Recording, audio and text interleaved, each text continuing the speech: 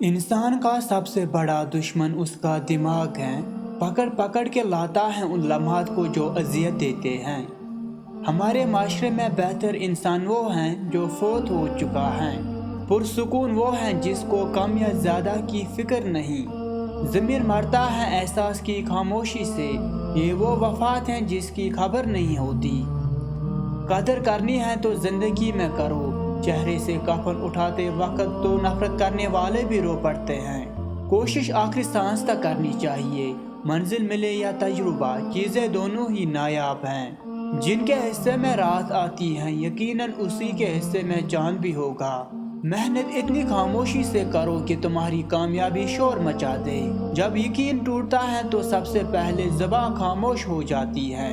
खामोशी की एक दुनिया है, इसमें अगर आप दाखिल हो सकते हैं तो इसका मज़ा खुद ले सकते हैं। जब ज़मीर मलामत करना छोड़ दे तो समझ जाओ कि तुम्हारे अंदर इंसानियत मर चुकी है।